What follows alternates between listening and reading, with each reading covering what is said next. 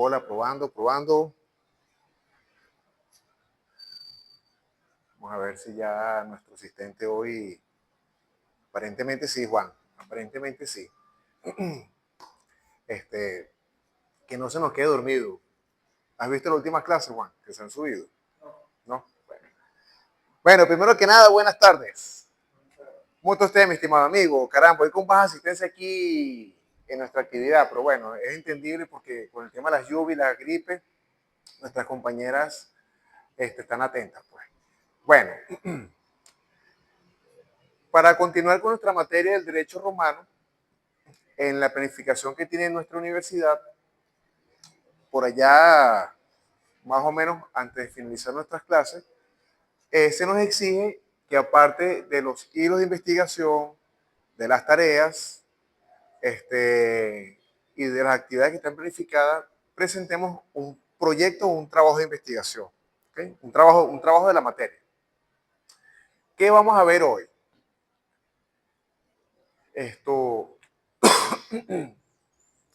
Para poder manejar en línea general ese pequeño proyecto o esa investigación para nuestra materia, vamos a leerlo como es. Aquí el iPad.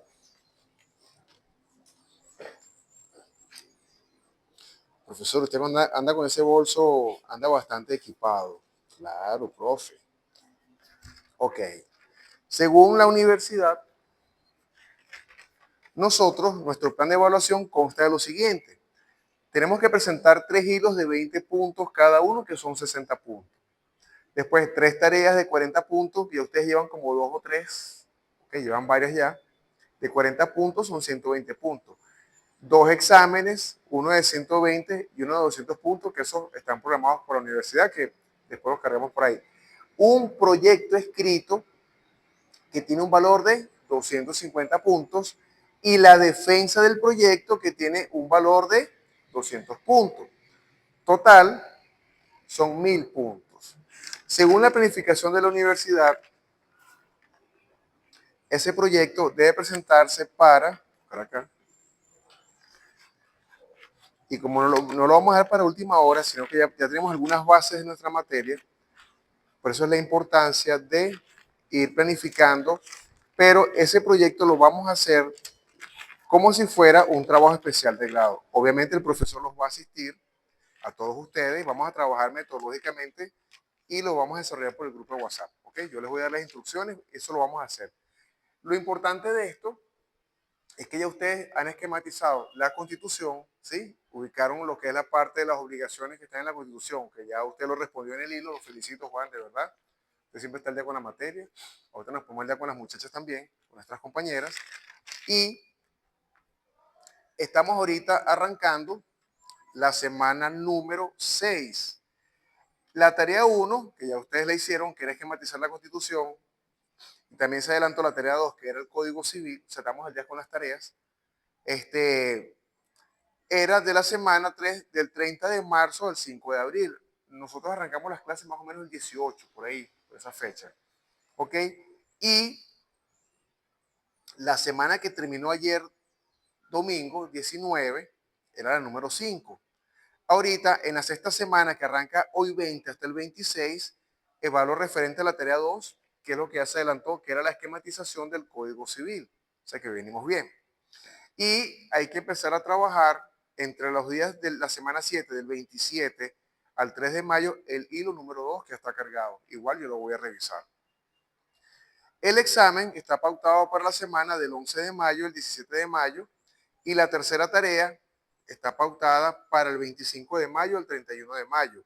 Y en la semana 12, que es la semana que va del 1 de junio al 4 de junio, al 7 de junio, perdón, presentamos el hilo 3 y la semana 14 del 15 de junio al 21 de junio el examen 2. ¿Para cuándo va nuestro proyecto escrito? ¿Y por qué lo vamos a ir manejando de forma progresiva?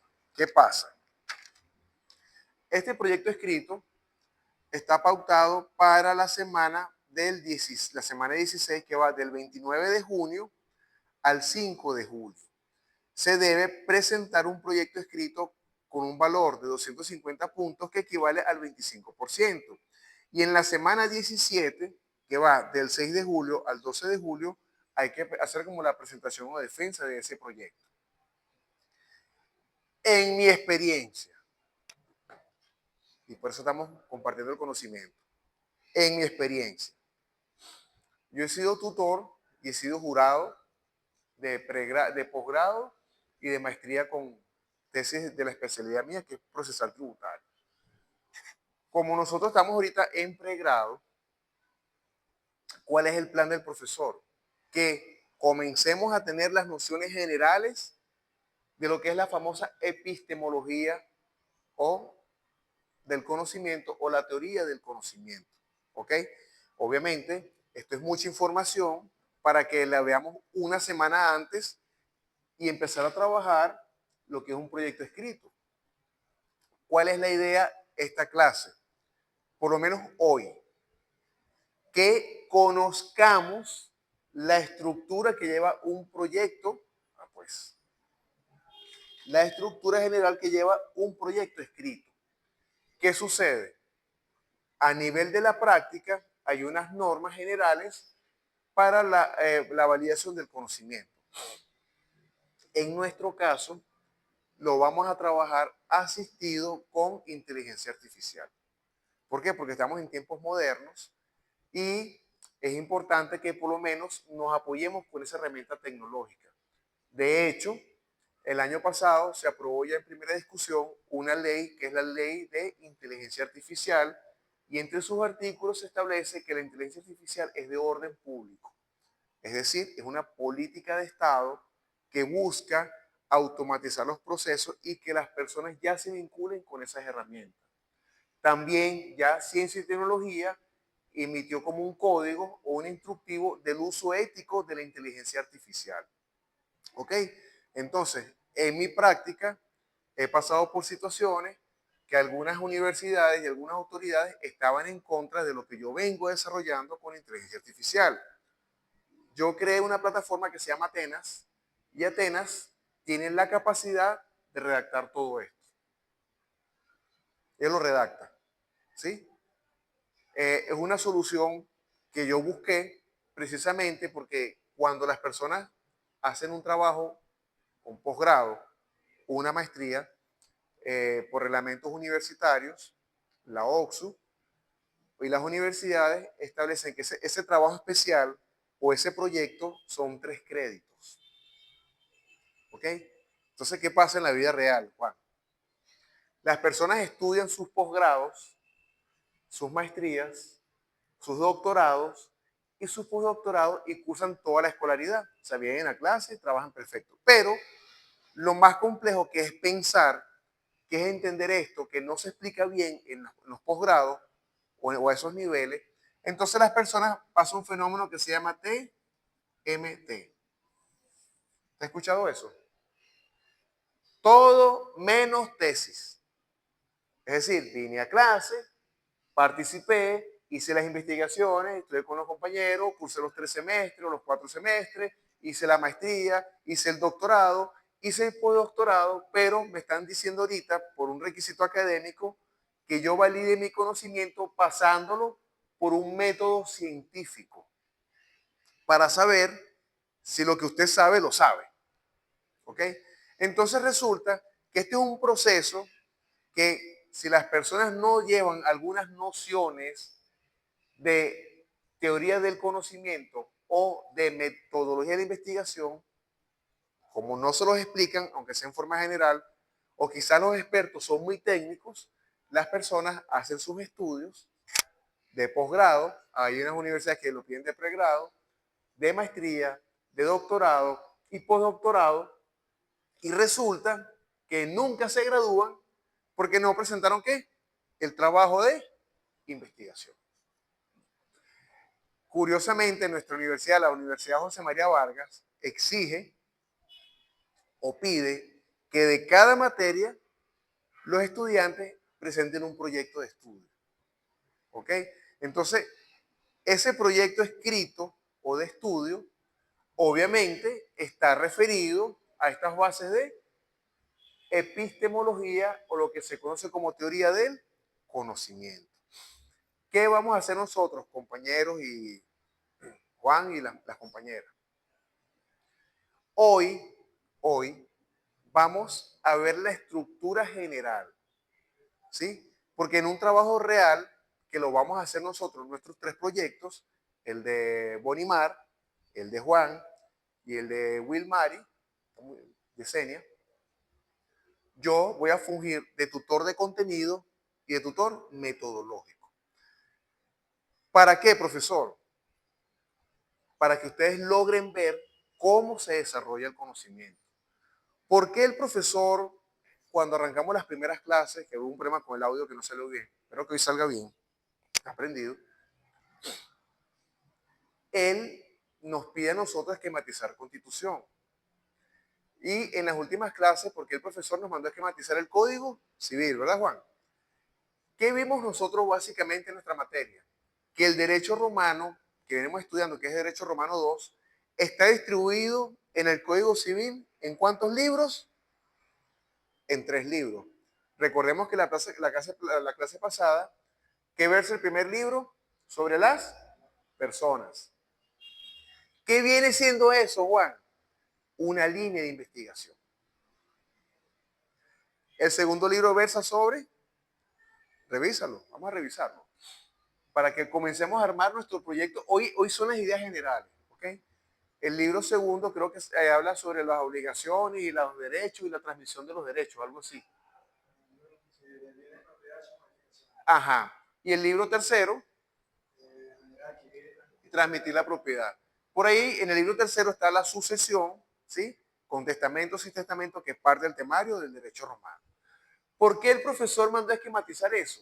Claro, profesor, porque como tenemos que hacer un proyecto escrito que nos pide la universidad para nuestra materia, obviamente no lo vamos a hacer con el rigor de posgrado, pero sí cumpliendo lo general a nuestro nivel de pregrado, conociendo la estructura. ¿Okay? No vamos a ser tan exigentes. ¿Por qué? Porque no nos toca todavía. Pero sí lo vamos a hacer cumpliendo con las líneas generales. ¿Para qué? Para que el día de mañana, si ustedes van a un posgrado, sepan que contiene una investigación ya con toda la formalidad. Todo lo que está aquí, no, esto se aplica para todos los niveles, pregrado, posgrado y una parte para maestría. ¿Okay? Un proyecto de investigación serio debe cumplir por lo menos con estos 4 capítulos y con esta estructura. A nivel de maestría, que lo voy a explicar brevemente ahorita, que no nos toca, pero es para que lo puedan ver, esta estructura es para posgrado. Obviamente, el nivel alto arropa el nivel bajo. Entonces, se puede aplicar para pregrado y para posgrado. Pero como nosotros estamos en pregrado una materia, vamos a aplicarlo para nuestra materia de pregrado. ¿Quién puede lo más? También puede lo menos. ¿Ok? ¿Cuál es la idea? Que nosotros entremos en contacto por lo menos con lo general, para que el día de mañana ustedes sigan avanzando con sus otras materias y ya llevan una base referencial de cómo se hace una investigación. ¿Qué le parece, doctor? ¿Sí? Ok. Entonces, fíjense. Pues está con grito, pero ya estoy casi bien. Entonces, en función de ello, aparte de nuestra estructura académica, sí, profesor, el derecho romano, el derecho, los romanos 1, el código civil, lo que hemos hablado hasta ahorita, constitución y todo ese tema, resulta que, como comentamos hace un momento, como requisito de nuestra materia, por allá, y decimos la fecha nuevamente y lo decimos despacito para que esté en el video. En la semana 16, entre el 29 de junio al 5 de julio, vamos a presentar un proyecto escrito. ¿Qué va a hacer el profesor esta semana? Esta semana, a ambos cursos, vamos a ver lo general, ¿okay? La estructura. La semana que viene vemos nuestra clase y entre todos comenzamos a trabajar lentamente cada etapa. ¿Sí? Como ya esquematizamos los códigos, entonces ahorita viene el proceso de la tutoría, lo que pasa en la vida real. Yo me voy a comportar como tutor de contenido y esto es lo que es un tutor metodológico, organizar ese conocimiento. Y nosotros, cuando ya lleguemos a esa fecha, ya están los 3 proyectos listos. El de Juan, el de Bonimar y el de Wilmar. ¿Ok? La semana que viene, por eso es la dinámica. Hoy vemos esta semana para ambos cursos, el de romano y el de probatorio, es, vemos lo general. La semana que viene, como ya Romano 2, ustedes esquematizaron los 3 libros, ¿sí? Ahora de esos 3 libros vamos a empezar a delimitar el tema de estudio. Por eso es que son procesos que se van haciendo. Entonces, la semana que viene, delimitamos el tema. Mira, yo quiero trabajarlo sobre personas. ¿Qué área de persona? El divorcio. Listo, ya. Y en la siguiente semana profundizamos un poquito más. Hasta cuando lleguemos, vemos la clase y vamos profundizando. Para que vean cómo funciona, ¿sí? Ok. Entonces, hoy en general, vamos a entender lo siguiente. Para nuestra materia de Romano 2, y esto se lo voy a explicar con calma, igual está grabándose. Por allá por la semana 16, y no vamos a esperar la última semana, tenemos que presentar un proyecto escrito, ¿sí? Un requisito que pide la universidad que tiene un valor de 25% o de 250 puntos. Y en la semana siguiente del 17 vamos a hacer las presentaciones, el profesor se va a sentar allá, ustedes lo van a presentar, yo les voy a explicar todo lo que tienen que hablar, ¿sí? Y vamos a hacer el PowerPoint. La tutoría mía comprende todo. Ustedes se van a presentar, yo les explico cómo va a ser la presentación y la defensa, vamos a hacer un ensayo de la vida real, ¿okay? Y por eso nos vamos a empezar a preparar desde la clase que viene. ¿Okay? Es un proceso, es un paso, lo vamos a hacer chiquitico, cortico, pero va a cumplir con todas las etapas, paso a paso. ¿Ok? ¿Cuál es la idea? Cuando ustedes llegan a los siguientes niveles, hagan posgrados, maestrías o doctorados, no se encuentre con la situación que me he encontrado yo a esos niveles cuando he dado clases, que a las personas no se les explica esto en pregrado. Entonces, la gente hace todos los estudios y nunca presenta la tesis. Entonces, quedan aquí. Todo menos tesis. Entonces, te escucha. Ajá. ¿Usted qué, Brian? No, usted sabe que yo hice un pregrado, hice un posgrado y hice una maestría. Ajá. ¿Y los títulos? No, no, no, no, ya va. Lo que pasa es que yo soy cuasi especialista o cuasi magíster. Ah, pero ¿cómo es eso? Porque a nivel académico eso no existe. No, profesor, es que yo hice todos los estudios y no terminé la tesis. ¿Tiene el grado completo? No. ¿Por qué? Porque no cumplió con el requisito del trabajo de investigación, al nivel que le corresponda, al de posgrado o al de maestría. ¿Tiene el grado completo? No. ¿Qué pasa? En la vida real, en las universidades, a nivel de posgrado y de maestría, una vez que usted termina los estudios, perdón, una vez que usted arranca los estudios de esa especialidad o área de conocimiento, usted tiene hasta 4 años para cerrar ese estudio. Es decir, un posgrado o una maestría por lo general dura entre 2 y 3 semestres. Y le queda el resto de los 2 años, por decir algo, para que usted presente su trabajo especial de investigación. Si usted no lo presenta, pierde el grado. Entonces debe recursar la materia y quizás lo ponen a estudiar métodos de investigación y tienen que presentar el proyecto. Esa es la vida real, porque no se les explica esto. ¿Cuál es nuestro plan? Como estamos en pregrado, usted tenga alguna práctica, ¿sí? Porque por eso es pregrado. Y mi plan es que nuestros cursos ahorita de la Vargas vayan avanzados o lleven una noción general de la teoría del conocimiento y la tesis de grado. ¿Sí lo vas entendiendo, Juan? Ah, bueno, ya tú tienes alguna experiencia. Pues. Las muchachas están formándose. Entonces, ¿cómo fue esa experiencia con la tesis? ¿De qué fue tu trabajo de grado? Preparación de... Siendo, el título era control de calidad de preparación de mortero de concreto. Ok. Lo que es cuando la campana, que es una campana que mide la expansión del concreto. El concreto, cuando está mezclado, viene dosificado, viene bien dosificado, pero cuando se prepara en sitio, con palas y cartillas, no es igual. Es una preparación manual para cualquier tipo de situación. O sea, pero el principal ya viene con una mezcla específica de planta. Con la especificación técnica. O sea, que nunca va a ser igual al que se hace manual. Mira lo que hace una investigación. Te felicito. Ok, bueno, quizás para ti es algo conocido, pero lo vamos a hacer a nivel más profundo porque aquí en nuestro campo es distinto, es analítica jurídica. ¿Okay? Bueno, fíjate. Entonces nosotros, para concluir nuestra materia por allá, en julio de este año, porque así va a ser, nuestro proyecto, nuestro trabajo escrito, para desarrollarlo, tenemos que conocer algo importante, lo que es la epistemología.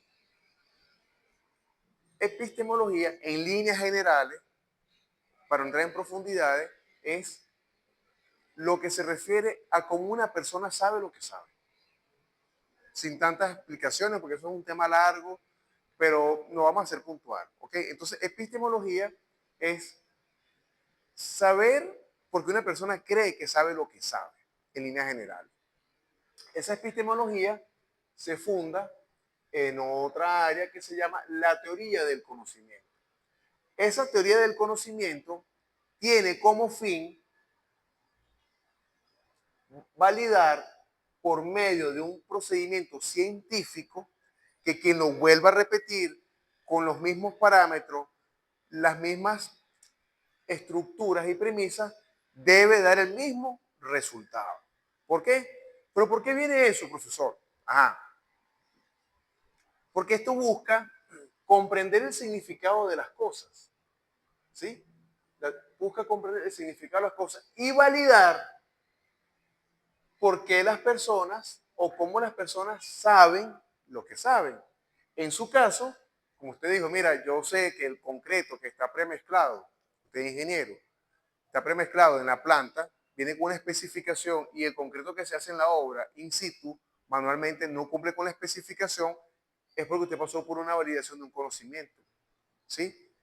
Lo que usted tuvo en su cabeza de teoría lo hizo, lo experimentó con unas bases, unos procesos, y otorgó un resultado que dice, mira, esto es verdadero. Eso es teoría del conocimiento. Eso es epistemología y se utilizó una metodología de la investigación. ¿Okay? En nuestro caso, para nuestra materia, para Romano 2, se maneja en general, porque cada ciencia tiene sus tendencias, pero en nuestra materia, en derecho o en la ciencia del estudio para nuestro campo, se manejan dos grandes vertientes, lo que son las ciencias naturales y lo que son las ciencias sociales, ¿sí? Que buscan una interpretación del conocimiento. Dentro de las ciencias sociales, que son ciencias más humanistas, encontramos a las ciencias jurídicas. Y dentro de esas ciencias jurídicas, ¿cuál es la ciencia jurídica por excelencia? El derecho. ¿Ok? ¿Qué estudia el derecho? La conducta humana y la regla la controla o la normaliza por medio de las leyes. ¿Qué son las leyes entonces? Reglas de conducta de las personas que viven en sociedad. Por eso es que esta vertiente son ciencias sociales que controlan el comportamiento humano mediante normas jurídicas y esas conductas se expresan por medio de hechos, conductas o comportamientos de la persona. Como estamos estudiando pregrado en Derecho, recordemos que básicamente, palabras más, palabras menos, las personas se rigen por dos tipos de reglas. ¿Sí? Lo que es la moral, que es lo que está vinculado con el tema religioso. Las personas que van a la iglesia, que tienen su religión, son normas de conducta interna.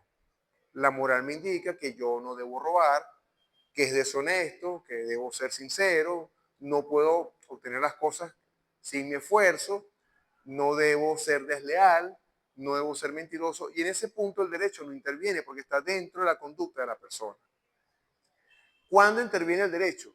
Cuando esa moral interna no está completamente balanceada y esa persona comienza a cometer hechos, que pueden ser hechos lícitos o hechos ilícitos o hechos naturales.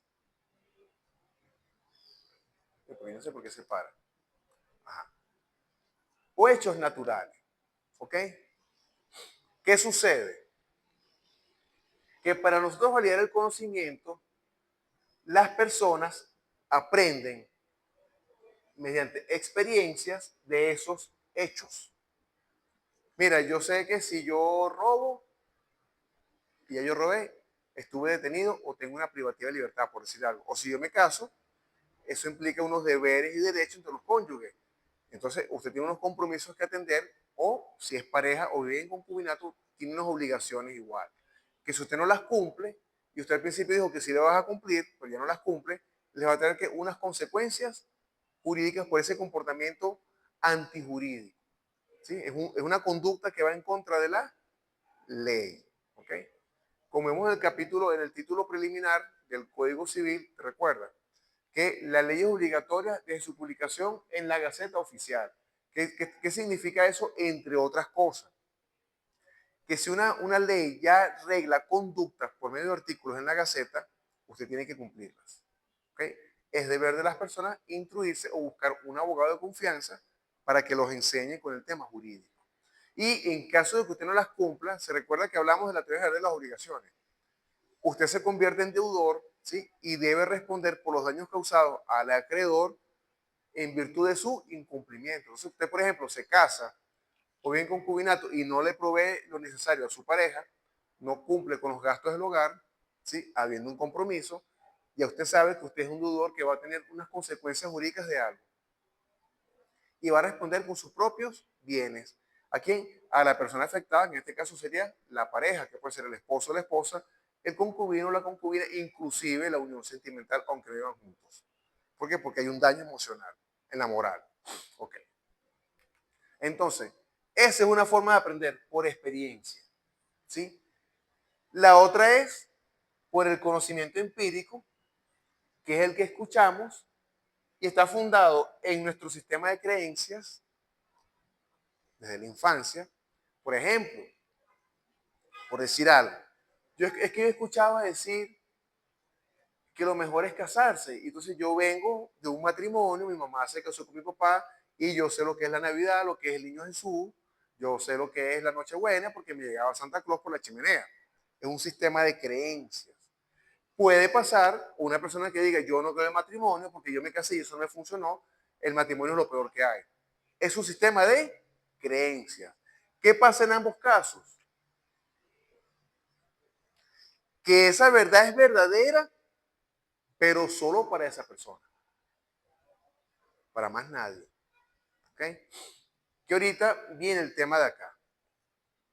Y lo otro, que el conocimiento, como decía uno de los filósofos de por allá de la epistemología, creo que era Kant, no me acuerdo cuál era, decía que las personas aprenden por todo lo que perciben por sus sentidos, por los 9 sentidos que tenemos las personas.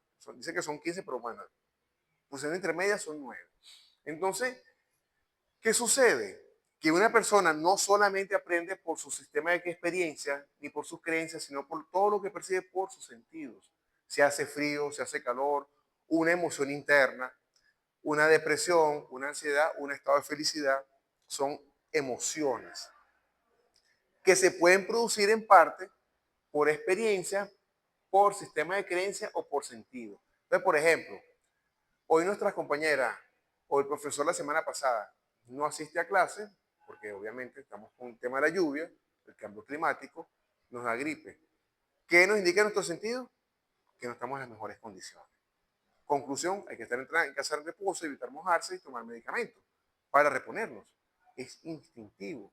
Entonces, eso, nuestros sentidos nos están diciendo, mira, no te sientes bien, tienes un agente externo en tu cuerpo y tienes alguna patología médica, quizás es muy leve o es una virosis o alguna bacteria. Eso va a depender del estudio médico que se arroja en su momento. Eso es en general, la epistemología y más o menos, así a grosso modo, lo que se trata de explicar de cómo las personas aprenden. En nuestro caso, vamos a ir reduciendo, en nuestro caso, en nuestra materia, vamos a entender el significado del derecho romano, pero como ya lo venimos planteando, venimos vinculando el derecho romano con el Código Civil. ¿Qué está buscando el profesor? como le decía a Unimar, profe, lo que pasa es que yo en el primer semestre yo no sé. Ya Unimar y ustedes se van dando cuenta que el Código Civil en sus 3 libros es la adaptación a Venezuela de ese derecho romano. Personas, bienes y derechos y obligaciones. Están distribuidos en los 3 libros. ¿Ok? ¿Qué está buscando el profesor? Que nuestro sistema de creencias, en base a las leyes que estamos analizando y comparándolos con los fenómenos humanos, como hablamos, que usted muy bien lo dijo, que el divorcio puede ser por mutuo acuerdo, por separación de cuerpo o por desamor, ¿sí?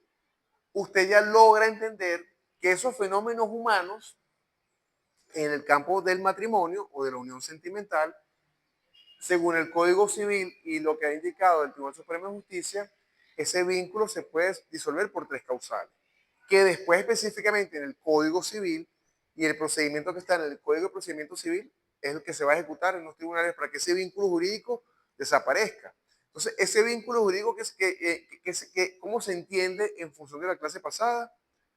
Que es una obligación entre personas, la cual fue adquirida con la voluntad de las partes, que es el tema que viene, que vamos a ver, ya vimos una parte, y para disolverlo tiene que haber una causa, una condición, pero no la que se inventen las personas, sino que está ubicada en donde, en la ley civil, o en el famoso common law, o el derecho común.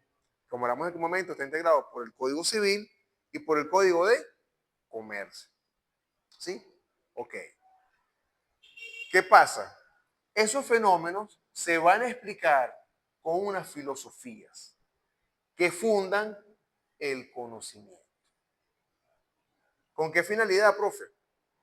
Como explicamos, para que no quedemos TMT, obviamente aquí no es nuestro caso, pero lo vamos a asimilar como una experiencia, ¿sí?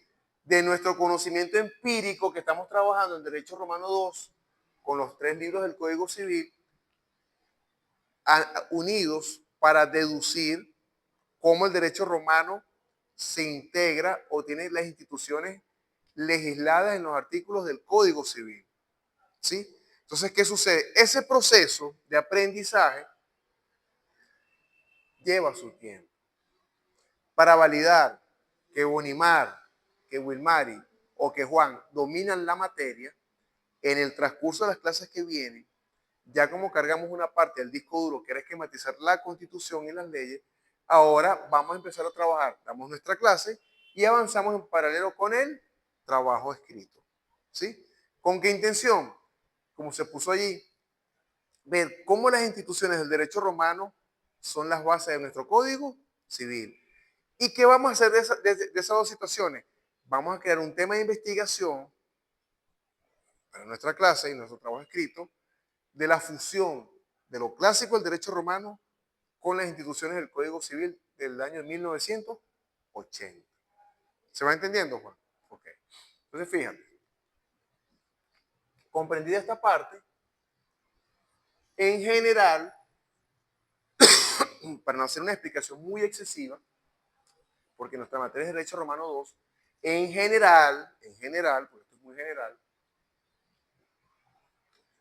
a nivel de posgrado, ¿sí? En general, ¿ok? Hay más vertientes. Las investigaciones se suelen fundamentar en las normas de la American, de la Asociación Americana, de la Asociación Americana de Psicología, ¿okay? Las normas APAS. ¿Qué pasa con las normas APAS? Son normas filosóficas que justifican la epistemología y la teoría del conocimiento. Eso es americano. Y ellos tienen sus filosofías que vienen de la época de los grandes filósofos, que encontramos a Kant, encontramos a Hegel, encontramos a Alfred Schut, muchos autores que cada quien eran estudiosos y ellos discutían y tenían obras escritas de cómo aprende el ser humano. Entre esa forma de aprendizaje, ellos comentaban que unos aprenden por hechos, por sus propias experiencias, por lo que ellos creen que saben, ¿sí? Por sus creencias y por lo que perciben por los sentidos. son tendientes filosóficas que fundan la epistemología para tratar de entender cómo una persona sabe. Pero cuando entramos a un campo de estudio, para validar que esa persona domina el conocimiento de esa área de estudio, debe pasar por un proceso formal del método científico para validar que ese conocimiento es cierto, que usted sabe dónde buscar. ¿Ok? ¿Qué pasa? Sin tantas explicaciones. A nivel de posgrado, en general, ¿sí? Existe un manual central que es normas APAS, pero ese es a nivel de la American, de la Asociación Americana de Psicología. En Venezuela, ese manual general de metodología de la investigación, de normas de aprendizaje, de normas de validación del conocimiento, en general, la adaptación en Venezuela lo tiene la Universidad Experimental Libertador, la famosa UPEL. UPEL tradujo al español la famosa normas APAS, que ahorita están ya casi en el número 7. ¿Okay? Hay otras normas. Estas son para conocimiento jurídico. Para los médicos, hay una norma que se llama las normas Vancouver, ¿sí? Que son especiales para la área médica. Para los ingenieros, también creo que tienen unas normas específicas para sus investigaciones. Entonces, las normas de investigación van a variar de acuerdo al área de especialidad del conocimiento de que cada quien esté trabajando. Entonces, en nuestro caso, nos regimos por normas APAS. En estos días estaba revisando una investigación que estoy apoyando y ahora aparecieron unas normas Detroit, que es para citar libros. ¿Ok? Entonces, esas normas se van sumando a las normas UPEL. Para nuestro campo de estudio son las APA 7 o APA 6, están por ahí. Y se le suman ahorita algunos principios del Detroit. Si fueran estudios médicos, se van con las normas Vancouver, que son específicamente para los médicos. Entonces los médicos, algunas cosas se apoyan de las APAS, pero como es un área distinta, son ciencias naturales, otro tipo de ciencia, tienen su propio tipo de normas de investigación. Y así va variando, ¿ok? Ajá. En nuestro caso, vamos a trabajar con UPEL que lleva referido las normas APAS. Y esas APAS, en general, en nuestro campo de estudio, que es analítico, que son ciencias jurídicas, las investigaciones, si vamos a nivel de posgrado, se van por dos grandes vertientes. Las investigaciones que son de campo, ¿sí? En la cual el investigador ve un problema de la vida real y él dice, eso me llamó la atención, eso me gusta estudiarlo. Pero lo que no se nos explica es que tenemos que enseñar a las personas primero definir en qué área están estudiando, si es jurídico, si es ingeniería o si es medicina o la que corresponda. ¿Por qué? Porque en función de eso va a variar la aplicación de la investigación. Si fuésemos médicos, más debería que estudiar normas Vancouver, que es algo muy distinto a las APAS. ¿Okay? ¿Qué sucede? En nuestro campo de estudio, nuestra área de estudio, existen dos tipos de investigaciones, las de campo y las de analítica jurídica. En las de campo, la fuente primaria la construye el mismo investigador.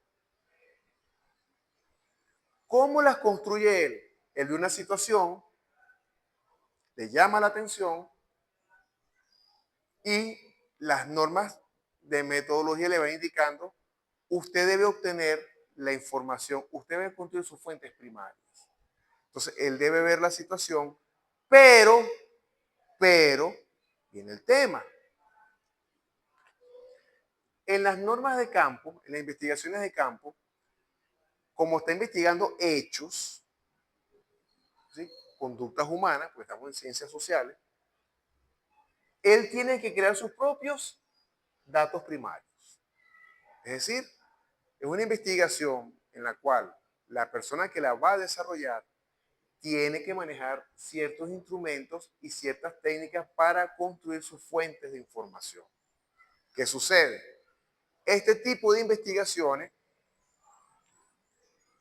se puede plantear, si no se le explica bien a la persona que le va a trabajar qué quiere hacer con la investigación. Él puede diagnosticar un problema, ya. La gente no se decide grado, ya. Hasta ahí quedó. ¿Sí? Quedó como que, mira, si de los 50 estudiantes o los 100 estudiantes que tienen la Vargas, el 100% todos quedan TMT. Entonces, cuando investigamos, entonces dice, bueno, pero es que en la Vargas, en los 3 turnos, por decir algo, mañana, tarde y noche y en verano, hay 200 estudiantes, ¿sí? Pero resulta que él solamente está tomando la población de ¿dónde? Universidad José María Vargas. Y la población de estudiantes en Venezuela, por decir un número, entre todas las universidades, son 100.000 estudiantes. 10.000 estudiantes. ¿Cuánto representa 100 estudiantes de 1000? ¿Es una investigación seria? No. ¿Por qué? Porque el investigador, si él no accede a una población que justifique sus datos y no toma una muestra que sea sólida, la investigación ya carece de veracidad. Se le cae. Entonces, no solamente es que se le va a caer la investigación, sino que le van a decir, ajá, tú diagnosticaste y plantea una solución. Entonces, el diagnóstico se le amplía un poco más y tiene que hacer una propuesta para solucionar ese diagnóstico. Entonces, es una investigación que pasa a tener un capítulo 5, que es la propuesta. ¿Qué pasa en la vida real en mi experiencia? Porque no tengo un estudio completo de esto. En mi experiencia. Cuando tú eres jurado o eres tutor y tienes que hacer una presentación, en mi experiencia como jurado y como tutor, me di cuenta, yo, por mi experiencia, que ese tipo de investigación no son confiables. No son serias, porque después que el investigador tiene los datos, tiene que procesarlos, hacer gráficos de barra, hacer tortas, demostrar la incidencia de esa investigación en la población. Entonces, cuando tú ves que la incidencia es chiquitica y ves un círculo que está todo en blanco, ya la gente lo sabe.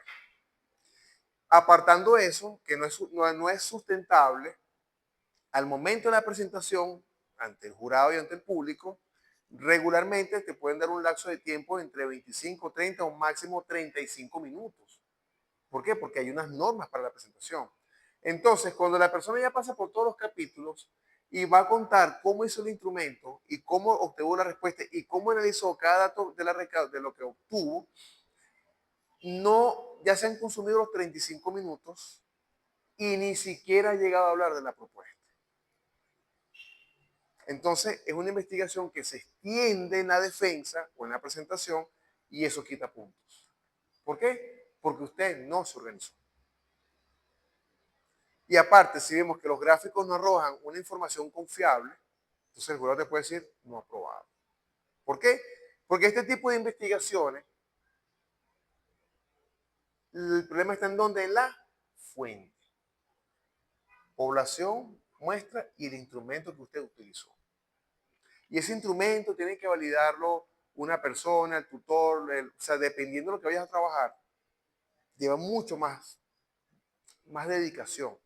Y lo otro es que no se toma en consideración el momento de la presentación. Dicen, doctor Juan, son 35 minutos y ya. Llegaste a los 35 minutos y apenas estás llegando a las conclusiones y recomendaciones. Y entonces te faltan 20 para empezar a explicar lo que es la propuesta, que es el capítulo 5. Hora y media en una presentación. Ya por normas internas está reprobado. Es mi experiencia. Yo a cada quien le respeto. ¿Qué he hecho yo recientemente? Puras investigaciones de analítica jurídica. ¿Pero por qué es eso, profesor? Porque nuestra fuente, ¿quiénes son? Las leyes y sus artículos son fuentes secundarias. Que esta fuente, ¿quién crea la ley como hablamos en aquel momento? La Asamblea Nacional. Es decir, ya yo me quito el problema de los datos primarios porque ya la Asamblea me hizo el trabajo. ¿Qué pasa, Juan, usted como futuro magistrado y doctor? ¿Qué pasa cuando la Asamblea publica la ley en la Gaceta Oficial? ¿Es de obligatorio? Es decir, ya nosotros nos quitamos el problema de encima de hacer investigación de campo porque ya hay una ley oficial y según el artículo 1 del Código Civil es de obligatorio cumplimiento desde la publicación en Gaceta o desde la fecha que ella indique. Entonces, ¿qué sucede? Ya la fuente es confiable. ¿Por qué?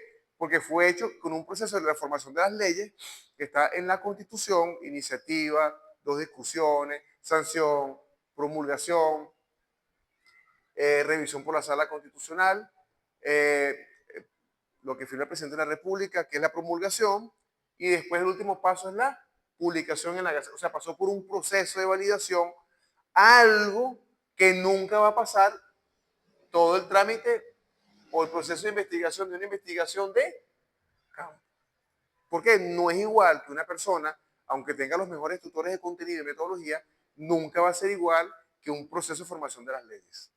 ¿Qué pasa? Son investigaciones 100% confiables, pero con una variante. Van a poner a prueba la capacidad de análisis de la persona que hace la investigación. Y por eso, pensando en nuestra materia, es que el profesor les mandó a esquematizar tanto la Constitución como el Código y en la siguiente tarea que vamos a esquematizar el Código de Procedimiento Civil. Pero con ese código vamos a hacer efectivo aquellos derechos que están vulnerados, menoscabados o disminuidos tanto en el Código Civil y que afectaron también derechos fundamentales de la Constitución. Fíjate que es un conocimiento empírico que ustedes lo van a validar. ¿Se va entendiendo? ¿Sí? ¿Qué entendió hasta ahorita, Juan? ¿Qué va entendiendo? Motivado a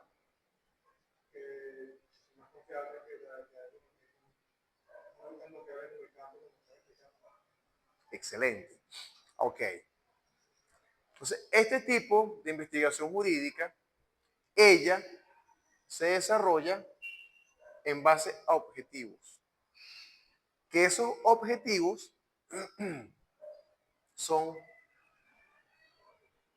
una interrogante principal de la cual salen tres preguntas. Y se van a reflejar en dónde? En el capítulo. Ahora hacemos el ejercicio. Esta investigación jurídica utiliza fuentes bibliográficas. Como no es de campo, no hay que hacer cuestiones, no hay que hacer nada de esto, no hay que hacer tortas, no hay que ir a la calle, no. No, ¿por qué? Porque ya la fuente es la ley o los libros o la doctrina que maneja esa área del derecho. Entonces, ¿qué tenemos?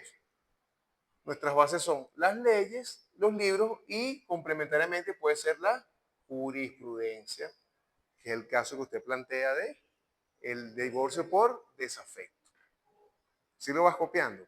Entonces, si ya usted maneja ese tema más o menos, pudiésemos hacer o vamos a hacer su investigación sobre la causal de divorcio en base a la sentencia de una fuente bibliográfica amparado por el Código Civil, amparado por la Constitución, por los autores, ese creo que es me acuerdo ahorita, y la jurisprudencia de la sala, para que Juan diga, mira, el divorcio se puede dar por desafecto o por desamor, porque hay una jurisprudencia que estableció ta.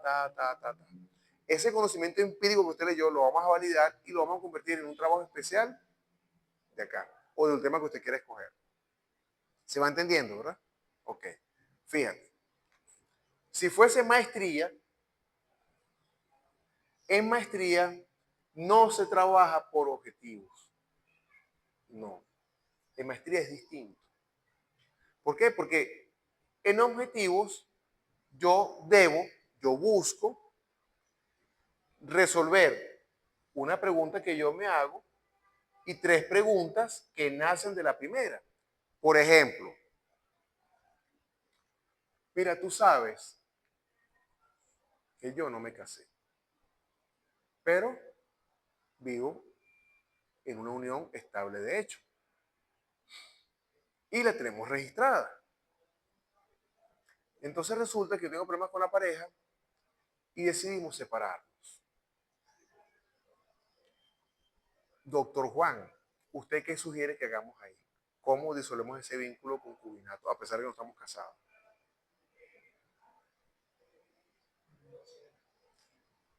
Aplicamos analógicamente o el divorcio o la separación de cuerpo o la sentencia por desafecto. ¿Ah? Pero tienen registrado un concubinato, que esa sentencia, hay una sentencia que establece que el concubinato se equipara al matrimonio. Es correcto. Entonces, en ese caso, supletoriamente se aplica la sentencia por desafecto. Pero para que eso sea verdad, tenemos que pasar por todo esto. Que si puede una unión de hecho estable concubinaria registrada disolverse de forma paralela, de forma parecida a un matrimonio. Esa es la principal. ¿Lo vas copiando? Pero entonces, ¿en qué área de estudio está eso? ¿En qué área de estudio está eso? ¿Cuál es tu fuente? ¿Y eso es que una? Pero ahí no se establece nada de lo que es el concubinato, pero se hace mención de lo que es el matrimonio. Pero la jurisprudencia me indica que el concubinato es equivalente al matrimonio que está en las leyes, que es en la Constitución y en el Código Civil. Entonces, el derecho permite, por analogía y por supletoriedad, como lo decimos en los abogados, lo que es bueno para el pavo, si el divorcio, la separación de cuerpo o la disolución por desafecto se le aplica al matrimonio, que es una unión, entonces la unión de hecho del concubinato registrado y formalizado, ¿se le puede aplicar lo mismo? Sí, porque va a disolver un vínculo que a pesar de que no es un matrimonio, produce el mismo efecto que una unión sentimental. ¿Sí lo viste? Entonces, pudiéramos hacer un tema de investigación diciendo que si se pueden aplicar los principios de la sentencia de desafecto del matrimonio a la disolución del vínculo concubinario. Ese es el problema. ¿Si lo vas captando? Bueno, así trabaja esto. Entonces, si fuese maestría, no se trabaja por objetivo. Eso que hablamos ahorita, ¿cuál es el objetivo? Descifrar, ¿sí? Con los principios del divorcio del matrimonio, se puede disolver un vínculo jurídico del concubinato. Ese es el objetivo. Ahora, si fuese maestría, que es más un poquito más arriba, resulta que ya Juan, él no va por los objetivos. Juan va, y aquí se parece un poquito a la de Campo. Juan dice, vamos a borrar esto.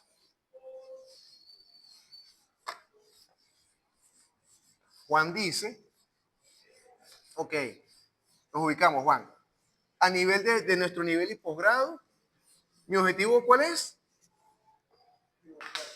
Ajá, pero precisar si es viable o no la aplicación de la disolución de la sentencia por desafecto del matrimonio a la unión estable de hecho. Hay una jurisprudencia, ¿cierto? Ese es el objetivo. Ahora, como Juan ya se graduó, hizo su tesis, va al posgrado, va a la maestría, y en la maestría pasa algo. Ya no es por objetivo, ahora es por paradigma. ¿Qué es un paradigma? Es un patrón, es un modelo. Entonces Juan tiene que plantarse allá arriba. Mira,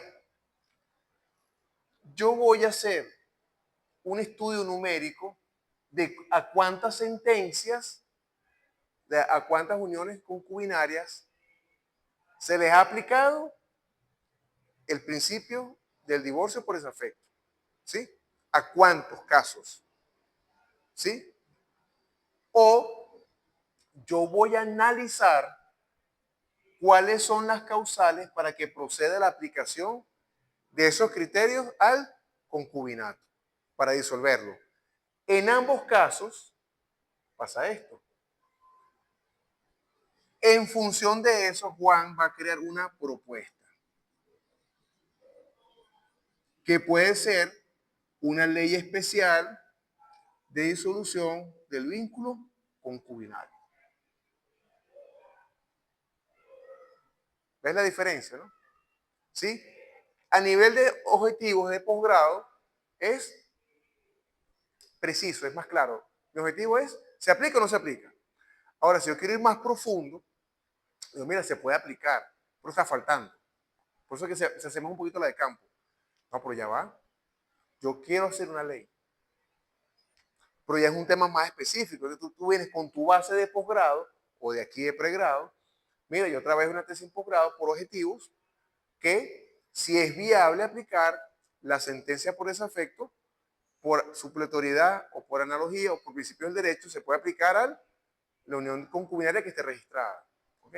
Y disolver igualito y partir bien. La partición que está en el Código Civil. Pero eso se me quedó corto. Yo quiero hacer una ley especial que regule la aplicación del divorcio en la unión concubinaria.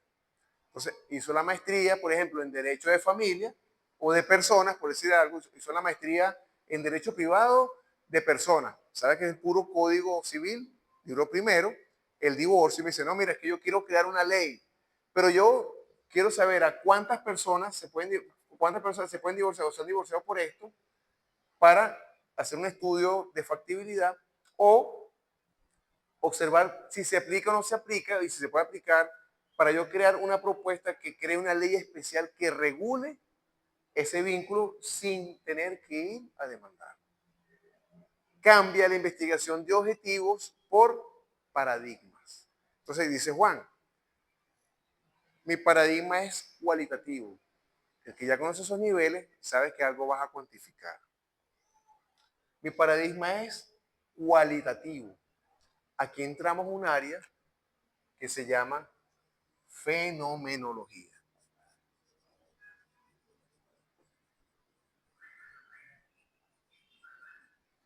Y el experto que de esas teorías se llama Schutt. Ajá. ¿Qué pasa con esto, profe? No nos toca, pero para que nada más tengamos referencia. ¿Qué pasa? A nivel de maestría y a nivel de especialidad de posgrado, en posgrado, cuando vamos a hacer el estudio, se nos piden bases teóricas y bases legales. En maestría, se nos piden fundamentos teóricos.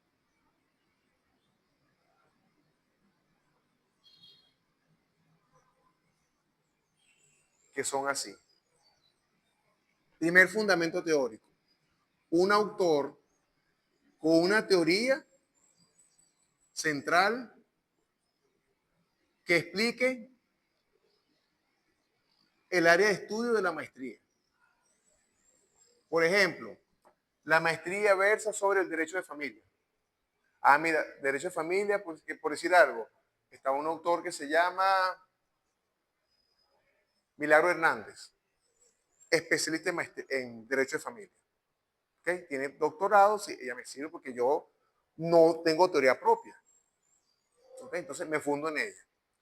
Segundo teorizante o segunda teoría. Una teoría, un autor que fundamenta el tema de estudio.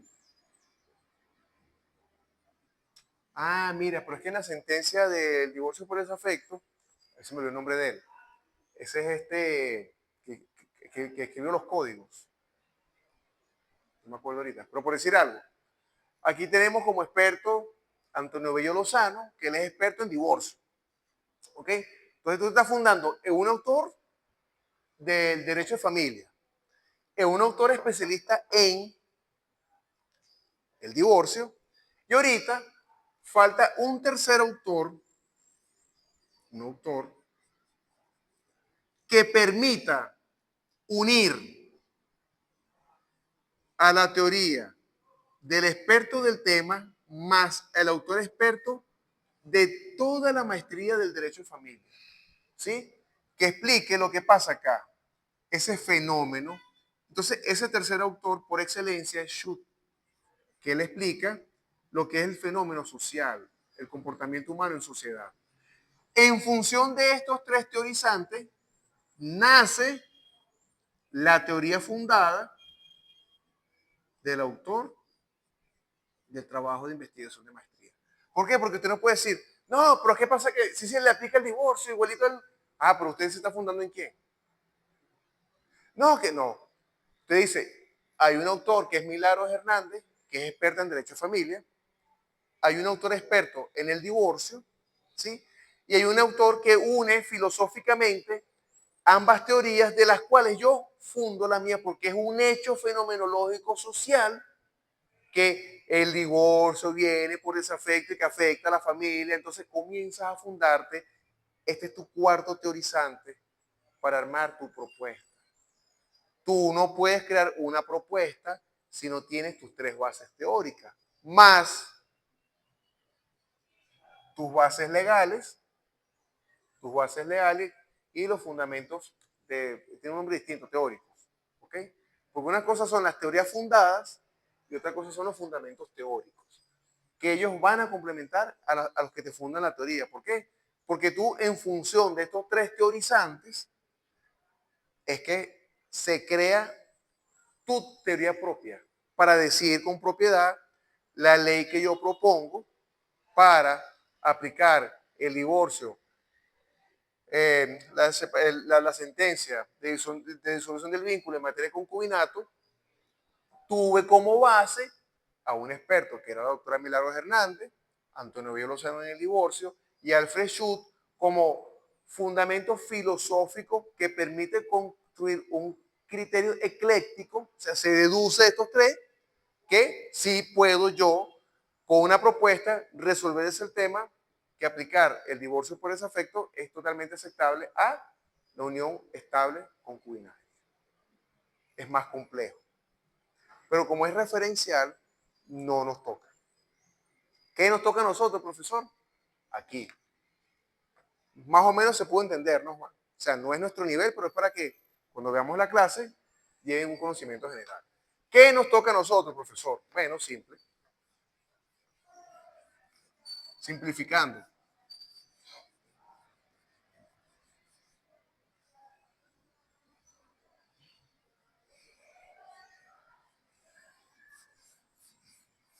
Estamos viendo metodología de un semestre en 2 horas.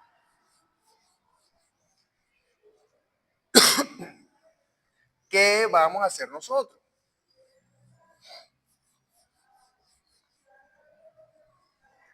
Nosotros vamos a hacer nuestro trabajo de escrito tipo investigación analítica jurídica.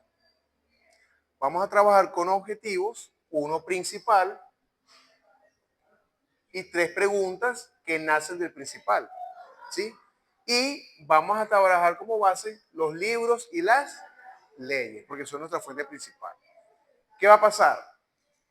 Su pregunta. Bueno, profesor, ajá, ¿cómo vamos a sacar el tema de estudio? Ah, hasta luego, feliz noche, que la pasen bien. Ajá.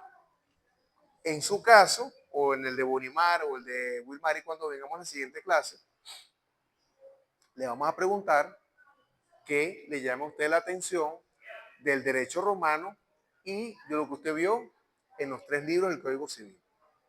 Profesor, ¿por qué me llamó la atención que a través de las obligaciones de los romanos también la viene el contrato del Código Civil?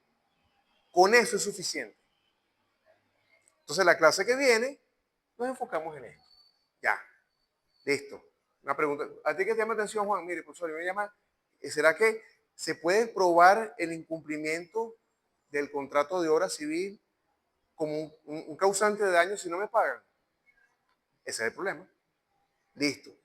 ¿Sí? Hasta ahí. ¿Qué vamos a hacer después? Ah, como ya esquematizamos la Constitución y el Código Civil, ubicamos los artículos de ese tema central. Entonces, bueno, pues hay un contrato entre las partes. Ambas partes se obligaron. Si tú me pagas, yo te doy el servicio como ingeniero. Ah, pues es un contrato bilateral. Usted me da el dinero y le presto el servicio. Pruébeme la evaluación. Y yo voy viendo cómo usted la ejecuta. Si usted no me cumple, yo no le cumplo. Entonces, buscamos la fuente de las obligaciones que es contractual. En materia de servicios, de ejecución de obra, hay que buscar el área específica y buscar qué leyes regulan esa actividad. Entonces, por ejemplo, ¿qué ley regula por excelencia todas las demás leyes? Primera fuente, Constitución. ¿Qué ley en general regula las obligaciones? El Código Civil. ¿Qué ley regula el ejercicio de la ingeniería? Tiene que haber una ley del ejercicio de la ingeniería. Ahí están las tres leyes. Ley del ejercicio profesional y ahí encontramos el Colegio de Ingenieros allá en la estación, en Los Caobos. Tienen que haber reglamentos, leyes del ejercicio de la ingeniería. ¿Pero qué tipo de ingeniería es, profesor? Civil, electrónica, mecánica, eléctrica. No, es civil. ¿Pero de qué área? Hidráulica, no, de construcción. Ah, ¿lo vas viendo? Entonces, eso es lo que vamos a hacer en las siguientes clases. Derecho romano, Constitución, Código Civil, área de estudio. Por ejemplo, me puede decir Unimar, profesor, lo que pasa es que yo trabajo me llama la atención, está con el tema de la policía del Estado de Vargas, creo que está ella. Yo quiero trabajar sobre los funcionarios policiales. Buscamos las leyes que regulan los funcionarios. ¿Okay? Y así vamos trabajando el tema de investigación. Después de eso, vamos a tratar de identificar la situación que existe entre el hecho y la ley. La ley establece, para que el ingeniero trabaje, pague la evaluación. Pero me quiere pagar y me está diciendo que ejecute la obra. Voy a sacar la plata de mi bolsillo. ¿Cuál sería la atención ahí? El incumplimiento de una de las partes. Recuerden lo que hablamos, ¿no? Dar, hacer y no hacer. Yo no puedo hacer si no me das el dinero. Entonces, no me pidas que ejecute algo sin que tú hayas cumplido tu obligación. Entonces, hay una teoría en el Código Civil que establece que el deudor se puede abstener de ejecutar la obligación hasta que la otra parte no cumpla con la suya. Cuando usted me pague, yo arranco. ¿Ves? Esa es la tensión. Entonces puede ser que un contrato de obra civil afectado por la causa extraña no imputable o por inejecución de la obligación de una de las partes. En la clase pasada hablamos algo del Código Civil en su 1264, que establecía que las obligaciones deben cumplirse exactamente como han sido contraídas.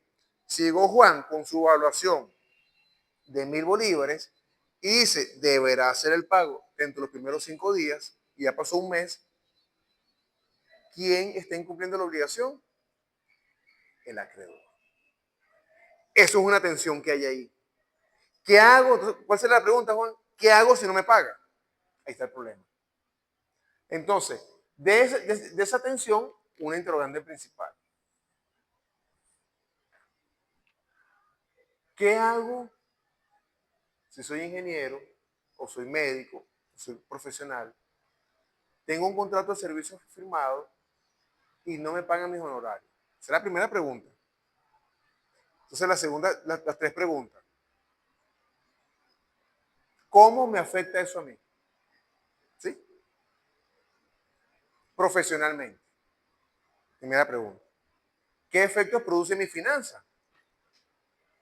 ¿Y qué daños produce en mi calidad de vida? Son tres preguntas que nacen de ese problema que está ahí por no pagarte. ¿Sí?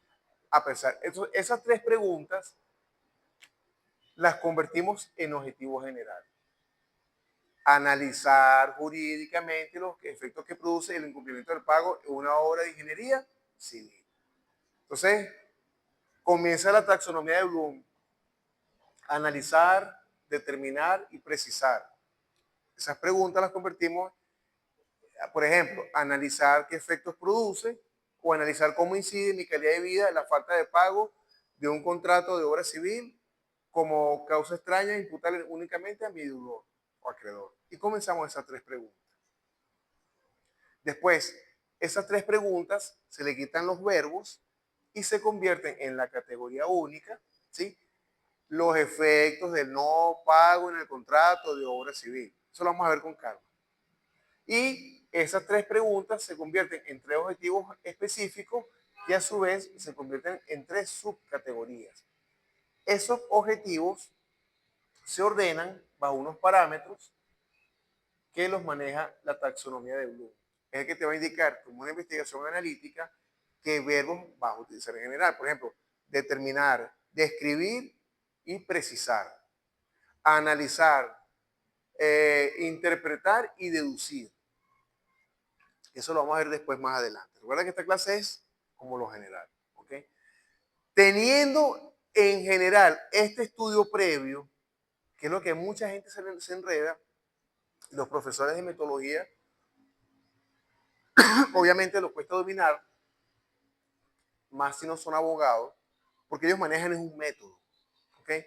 Pero si no son abogados y no entienden esta estructura del proceso lógico de analizar un problema, obviamente ellos te explican el resto y te dicen, mira Juan, para la clase que viene, tráigame el título de la investigación. Y tráigame tres preguntas. ¿De dónde la saco? Porque se piensa que ya usted lo sabe. No.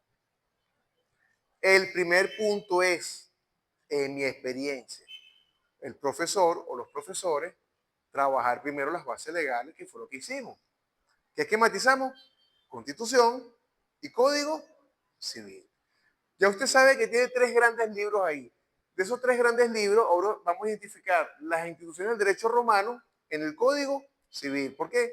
Porque ese derecho romano tiene los autores o los libros que explican cada tema que está en donde, en el Código Civil. Entonces, por ejemplo, en Roma la persona que no cumplía la obligación de hacer porque resulta que llovía, que se fue, que el caso fortuito, que la fuerza mayor, esa teoría romana nos sirve aquí a nosotros para entender que decir, mira Juan, yo no te pago a ti porque yo no he podido, sino que hay una situación de estado de sección en Venezuela, hay un tema con la legitimidad de las instituciones del Estado, a mí no me han pagado porque estamos en un tema geopolítico complejo. Si me hubieran pagado a mí porque soy contratista de una gran industria del Estado, yo te pago a ti. Pero no me están pagando, por decir algo. Entonces, él te va a oponer la causa extraña no imputable en la mora del cumplimiento de la obligación. Hay un caso fortuito, que es cuál, la situación que pasó a principios de año. No me pueden pagar, Juan. ¿Puede Juan demandar? Sí, pero yo le voy a oponer a Juan la causa extraña no imputable por un caso fortuito. ¿Qué tiene que hacer Juan? Esperarse. ¿Ves cómo esa teoría romana nos sirve para la actualidad si hacemos una investigación? Juan, yo no te pago porque yo estoy en mora, yo estoy claro, pero no es por mi culpa. Hay una situación con el Estado que no hay pagos porque no está la persona competente para girar los pagos. Si yo no recibo el pago, yo no te puedo pagar a ti. Consecuencia, se para la obra. Usted me demanda y yo le opongo la causa extraña inculpable, no imputable, a pesar de que el Código Civil me obliga a cumplirla. Estamos claros. Pero cuando pasan circunstancias que se escapan de mi voluntad o de la de usted, no se puede cumplir. Entonces, es un hecho público y notorio que el Estado se encuentra actualmente y comienza la defensa a decir, Juan, tiene que esperarse. Conclusión, se para la obra. Conclusión, Juan Bravo, porque no puedo cobrar. Pero ya se escapa. Entonces, esa teoría explicativa viene del derecho romano. ¿Te parece, Juan? Eso es lo que hace una investigación. Por eso, el Código Civil, junto con el Derecho Romano 1 y 2, ahora que hagamos nuestro trabajo de grado, que lo vamos a hacer entre todos aquí, yo soy el tutor de contenido metodológico, si aprendemos esto bien, de aquí en adelante, cuando usted se gradúe o ejerza su carrera, no tiene que aprenderse de memoria las cosas, sino que va a saber cómo construir. Y lo puede aplicar para el derecho, para la medicina, para la ingeniería, para lo que usted quiera. Porque en mi caso, mi trabajo profesional es no enseñarte qué estudiar, sino enseñarlos a ustedes cómo y dónde van a estudiar. Bueno, es que yo aprendí que la investigación metodológica me permite resolver ciertos problemas. Busco la base legal, científica, jurídica, me planteo un problema, utilizo los verbos de Bloom y yo sé que ya lo que viene es armar el trabajo completo, que es esto. ¿Qué lleva ese trabajo, Juan? Ah, bueno, planteamiento del problema. Bueno, pues resulta que nuestra investigación es el incumplimiento de las obligaciones contractuales en materia de ingeniería civil, obra, Universidad José María Vargas. ¿Sí? Entonces, tú lo planteas en tres situaciones: macro, meso y micro. Macro, lo macro es lo más grande. La construcción es el arte por medio del cual se hacen realidad los sueños que hizo un arquitecto en un plano. La ingeniería estudia la viabilidad de que esa estructura que está diseñada por un arquitecto en la vida real se pueda materializar y que eso tome forma de acuerdo a los principios de la ingeniería civil, qué sé yo, construcción, resistencia, materiales, termodinámica, ambiente, humedad, esas cosas técnicas, ¿verdad? Eso es lo macro, ¿verdad? Lo maso, lo más grande, lo meso, macro. En Venezuela, el sector construcción en los últimos 10 años se ha conocido que es el hecho público y notorio que los centros comerciales no han crecido en su los centros comerciales. Micro, en nuestro caso particular, en la ejecución de la obra del edificio de la Universidad José María Vargas, ha pasado que es una fuente contractual entre las partes, la obligación de los de dar, nacer, no sé, no sé, no sé, pero comienza Juan.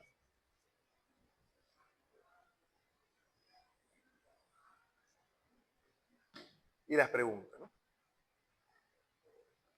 Pero, ¿qué pasaría si en la ejecución del contrato de construcción del edificio de la Universidad José María Vargas no se cumple con los pagos pactados? Una vez presentadas las evaluaciones. Pero tú estás contando, hablaste de la construcción en general, construcción en Venezuela, ahora el problema específico. ¿Cuál es el problema? No me quieren pagar. ¿Y cómo afecta mi vida? ¿Cómo afecta mi trabajo profesional? ¿Y cómo afecta lo que aprendemos en aquel momento? Formulación del problema. ¿Qué efectos produce la falta de cumplimiento de las obligaciones contractuales en la materia de construcción? Nuestras preguntas. Describes el problema. ¿Sí? Es un hecho público notorio que la situación en Venezuela ha sido compleja en los últimos 10 años, el control de cambio, la inflación, toda esa historia. Y comienza Juan. En función de lo anterior, nos planteamos lo siguiente: analizar jurídicamente qué efectos produce la falta de cumplimiento de las obligaciones voluntarias en materia de contrato civil de la Universidad José María Vargas. Y las tres preguntas se convierten en específico. ¿Sí? Determinar, describir y precisar el efecto económico, el efecto personal, el efecto profesional. Después, justifica la investigación. Esta investigación es importante en vista que se afectan ambas personas, se afectan varios sectores. Primero, el sector económico del país. Al no existir la confianza y la seguridad jurídica en el cumplimiento de las obligaciones contractuales y los entes del Estado no cumplan con la obligación de hacer los procesos correspondientes, la inversión y el crecimiento del sector constructor no cuenta con garantía suficiente, puede como consecuencia que no haya más construcción. Aunado a eso, si el sector bancario no presta el dinero, no podemos construir. O sea, lo vas viendo, ¿no? Como justificando. Esta investigación también puede ayudar a los futuros ingenieros, a los futuros abogados, porque es un beneficio a la universidad. Tú vas haciendo el cuento ahí. Relevancia del tema. Bueno, que si no resolvemos esta situación ahorita, es muy probable que no se puedan construir o nuevas viviendas, o nuevas edificaciones, o nuevos centros comerciales, porque no existe garantía de seguridad jurídica en el cumplimiento de las obligaciones contractuales, que de acuerdo con el derecho romano son dar, hacer y no hacer. ¿Sí? Justificación práctica. Si esto se concreta, obviamente viene la inversión privada y reactivamos el sector construcción. Fundamentación teórica. Bueno, resulta que es un hecho social que eso incide, por decir algo, en la falta de generación de empleo directo e indirecto, e incide de manera directa o indirecta también en el sector que fabrica el cemento. Porque al no haber demanda de construcción de edificios, no puede haber producción de cemento ni de materia prima para la construcción. Fíjate cómo eso afecta a todo. ¿Sí? Importancia. Bueno, permite que a nivel global La construcción es uno de los principales motores de la economía que genera mayor producto interno bruto, por cuanto es un motor de arranque importante. Y que a diferencia del gasto público, sustenta el valor de la moneda. ¿Por qué? No genera dinero inorgánico como produce el gasto público. Porque respalda el sector macroeconómico. Beneficio, bueno, servir como una guía general de cómo actuar ante una situación de impago en los contratos de obligaciones civiles en materia de la construcción civil. Beneficiario, abogados, constructores, administradores, ingenieros civiles, porque cuentan con una herramienta de cómo solucionar este caso.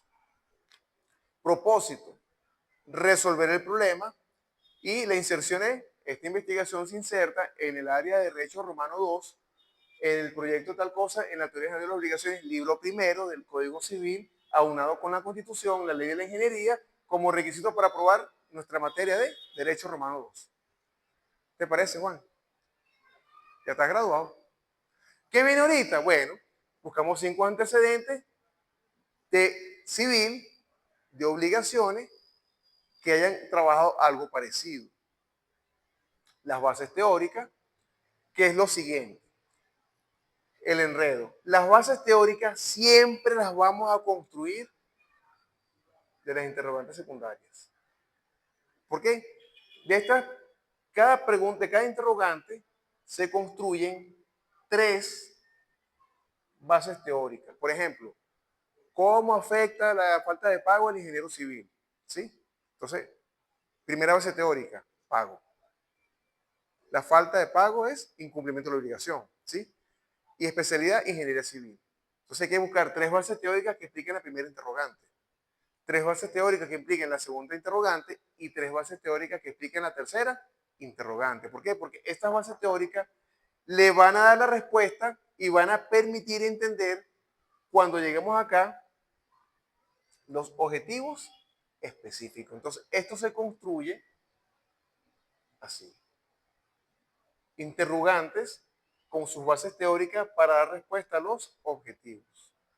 Y la suma de todas las bases teóricas y la suma de todas las bases legales dan la respuesta al objetivo general. Pero ¿dónde se ve esto, profesor? Cuando llegamos al capítulo 3, hay un cuadro que es el de matrices, que es lo mismo, pero organizado. La categoría única es el objetivo general, que es la interrogante principal. Da una vuelta. Las 3 subcategorías son los 3 objetivos específicos, que son las 3 interrogantes secundarias y que sus unidades de estudio y sus aspectos están fundados en las bases legales y en las bases teóricas, porque aquí este cuadro método, porque mire la separación, método lógico, es un método lógico, método de la lógica, en función de esto que está acá, del capítulo 2, organizado con estos estudios en el capítulo 3, yo en el capítulo 4 resuelvo lo que me planteé en el capítulo 1. Entonces dice Juan, tipo de investigación analítica documental. Unidades de estudio. Busco las principales leyes y libros que hablan de derecho romano, código civil y constitución. ¿Sí? Cuadro de matrices. Son los 3 objetivos, perdón, son el objetivo general, que inicialmente era la interrogante principal. Solo vamos a ver con calmita, ¿ok? Y las 3 subcategorías son los 3 objetivos específicos que inicialmente eran las 3 preguntas secundarias. Entonces, esto es una vuelta en círculo. Las unidades de estudio se fusionan las bases teóricas con las bases legales. Entonces, en este capítulo 2 se aprovecha esta información, esta data, y de una vez construye tu glosario de términos que va como un anexo por aquí abajo del capítulo 4. ¿Por qué? Porque ya lo tienes acá. ¿Qué queda ahorita? Toda esta información en el capítulo 3 se ordena de una forma lógica. Aquí está el capítulo 1 y el capítulo 2, para después tú interpretarla, analizarla, sacar tu conclusión del objetivo general y tu conclusión de los objetivos específicos. General, sí, se puede demandar, pero el acreedor o el deudor, según la posición en que esté, puede oponer ante el incumplimiento del no pago del contrato civil, de la obra de ingeniería civil, la causa extraña no imputable por efectos del caso fortuito, situación que ocurre en Venezuela desde enero del 2026.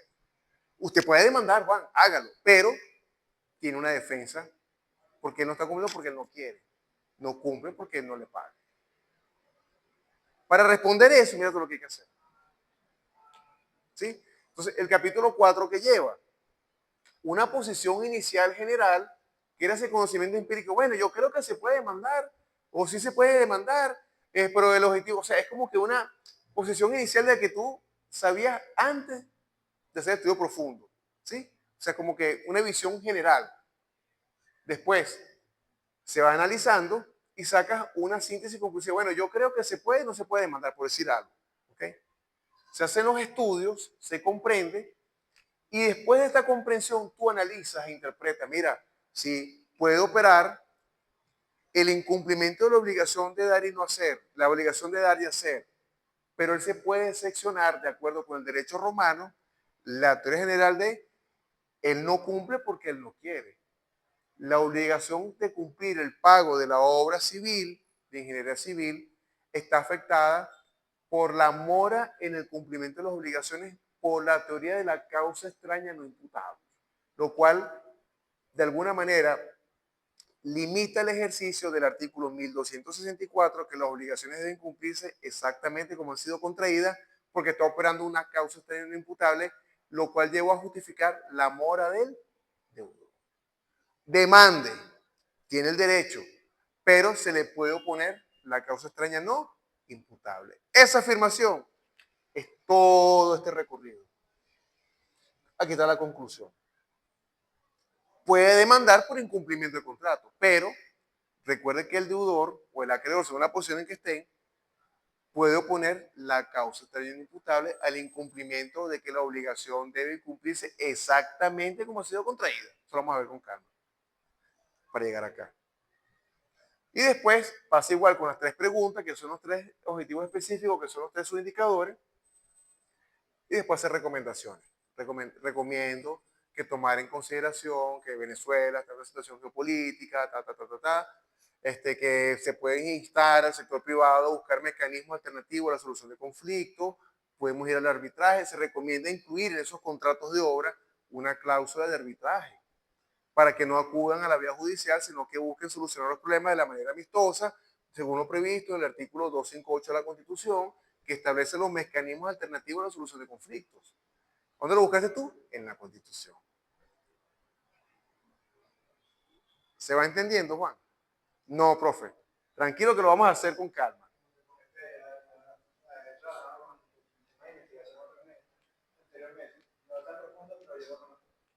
Claro. Y quería...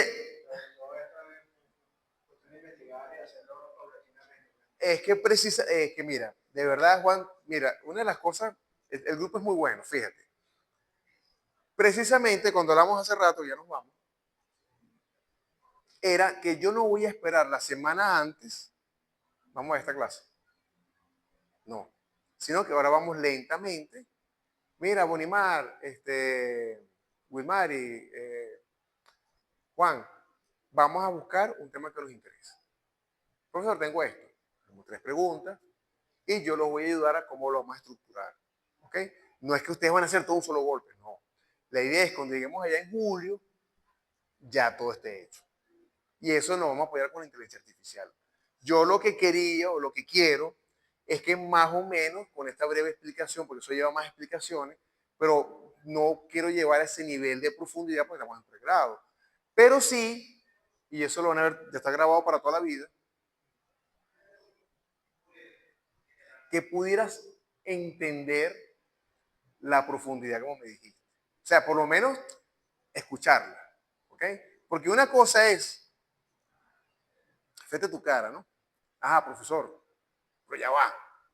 ¿Cómo yo redacto todo eso? Te lo dice muy fácil.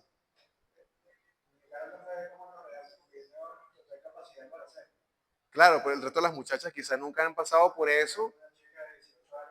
Es que eso, precisamente por eso, y ya tienes una carrera previa, refrescando. Claro, entonces está dirigido para todos, en tu caso ya llevas una ventaja, pero para ellas va a ser un poco más complejo porque nunca se han enfrentado a eso. Y por eso es que ya está grabada igual la clase, y lo van a ver. Este, obviamente cuando empezamos a redactar, paso por paso, pero asistido con la inteligencia artificial, ¿ok? Para que ustedes vean lo que se están ahorrando de escribir cuando se le dan los parámetros correctos para que ella ejecute, ¿ok? Vamos a trabajar en la investigación que se mandó.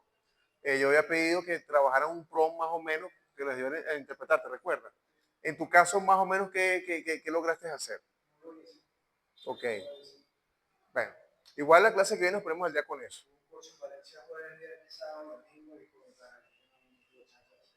Tranquilo. Esto es un paso a paso, vamos con calma. Entonces la clase que viene volvemos a retomar ese punto y si no lo hicieron, lo hacemos el lunes que viene, lo hacemos entre todos. Hacemos el prom y la clase que viene, ¿qué vamos a hacer? Lo del tema de estudio. Mira, Bonimar, ¿qué tema te gustó a ti de los 3 libros, profesor? Por eso que era importante esquematizar el código. Profesor, y a mí me llama la atención el ausente y no presente, listo. A ti, Juan, no, mira, me llama la atención el desafecto, qué sé yo. Y a ti, Wilmar, me llama la atención, profesor, cuando la gente no quiere pagar la deuda. Listo. Ah. No, no, por eso te digo, mira, ya ustedes tienen un abanico, que es cuál? Los 3 libros del... Es más, hasta el título preliminar, que se entiende por eh, obligación de cumplir la ley cuando está en Gaceta Oficial. O sea, cada artículo, y ya para concluir, cada artículo de la ley, y para todos los que nos están viendo, sencillo, sin tantas teorías metodológicas, porque los expertos en su área, a veces el tutor metodológico es tan técnico que la gente se enreda. Cada artículo de la Constitución, de la ley, de un tratado o de alguna norma jurídica, cada artículo es la semilla de una investigación. Tips importantes. Usted ya esquematizó Constitución, ya esquematizó el Código Civil. Usted perfectamente puede decirme a mi profesor, yo quiero hacer una investigación. Yo quiero hacer una investigación del artículo 4. El desconocimiento de la ley no justifica su incumplimiento. En mi caso, cuando yo he sido tutor, siempre hago investigaciones inéditas así. Lo que parece obvio no es tan obvio. ¿Quién habrá hecho una investigación sobre eso? No sabemos. ¿Ves? Yo quiero esa investigación, profe, que entender qué efecto produce que el desconocimiento de la ley no justifica su incumplimiento. Es cortico. Claro, porque estoy pasando el tips. Cada artículo de la Constitución o de la ley es un tema de trabajo. Entonces, por ejemplo, ese artículo 4 puede venir del derecho romano o de Grecia. Están los antecedentes. ¿Ok? Entonces, ¿qué pasa con las leyes? Las leyes, cada artículo nace uno o mínimo en mis cuentas, según como lo interpreten, nacen por lo menos de cada artículo 5 investigaciones. Cuando contrastas un párrafo con el párrafo de abajo. ¿Y por qué escribieron esto aquí? Esto porque lo escribieron así. Entonces, de ahí nace una investigación para explicar ese artículo. ¿Cómo se hace en la vida real cuando el abogado demanda? ¿Quién interpreta al final la ley? El juez. Él va a hacer ese proceso que es este. Obviamente en la vía judicial, pues.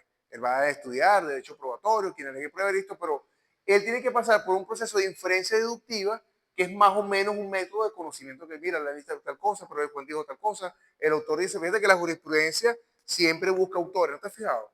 Que de acuerdo con Calvo Vaca, Emilio Calvo Vaca estableció que el desafecto, que no sé qué cosa, que Bustamante, que busca el juez, un autor reconocido. ¿Qué es eso?